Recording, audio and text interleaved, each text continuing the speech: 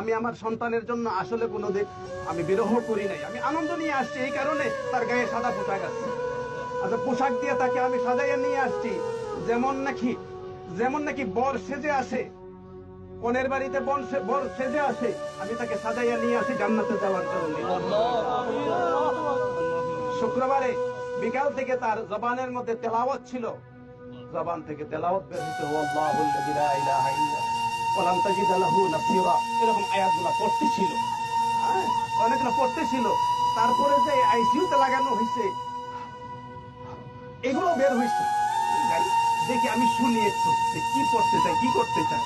তো বাসায় আসলেও কোনোদিন গোসল করে খালি গায়ে বের হয় নাই। আমি বলতাম যে এখানে তো কেউ নাই, না থাকলে কি এটা একটা পর্দা না?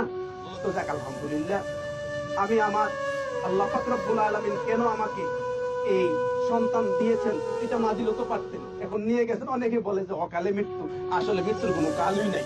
তো অকাল হবে কিভাবে বলেন তো দেখি? কারণ আজকে আমাদের চিরাচরিত নিয়মটা হইল বাবাকে কাঁধে করে সন্তান কবরে নিয়ে যাবে, আর আজকে বাবা কাঁধে করে সন্তানকে কবরে নিয়ে যায়। এটা একটা বিরহ থাকতেই পারে, মানে ভিতরে একটা আঘাত আছেই, থাকলেই হবে কি? আমি তার জন্য দোয়া করছি, 2 রাকাত নামাজও পড়ছি। আমি 2 রাকাত নামাজও পড়ছি। গত রাত্রে অনেকক্ষণ পর্যন্ত তাহাজ্জুদের নামাজ পড়ে আমি দোয়া করছি যে আল্লাহ যদি তার হায়াত থেকে দাও, আর না হলে ঈমানের সাথে আর কষ্ট না দিয়ে আইসিইউতে যে কষ্ট যারা গেছেন বুঝেন, আর যারা জান নাই আসলে বোঝার সুযোগ হয় না, আর যাওয়ারও দরকার নেই মনে করি। আমি আসলে একদিকটা হইল আনন্দ নিয়ে আমি চলে আসছি, আমার মধ্যে কোনো বিরহ নাই। হ্যাঁ, আমার চেয়ে আরো শক্ত মনওয়ালা, কোনো কান্নাকারি নাই। কেউ করবো কেন? যদি এটা আমাকে না দিতেন, সিরিয়ালে যদি এটা না দিতেন, তাহলে তো আমরা 4 নম্বরে থাকতাম। এটা দেওয়াতে 5 নম্বর ছেলে হয়েছে আমরা, ঠিক না? এই জন্য আপনাদের কাছে দোয়া চাই। আমি হাসি মুখে কিন্তু আসলে সারাটা ঢাকা থেকে আমি পর্যন্ত আসছি। বাইতুল মুকাররমের সন্তানটা জোহরের পরে নামাজের কথা ছিল, আসরের পরে হয়েছে। হাজার হাজার ছাত্ররা এখানে প্রমাণ করতেছে যে আমরা আসরের পরে আমরা আসতেছি। আমরা সাইফুর রহমানকে আমরা অত্যন্ত ভালোবাসি, দেখা না হইলেও আমরা জানাজায় যেন সামিল হইতে পারি।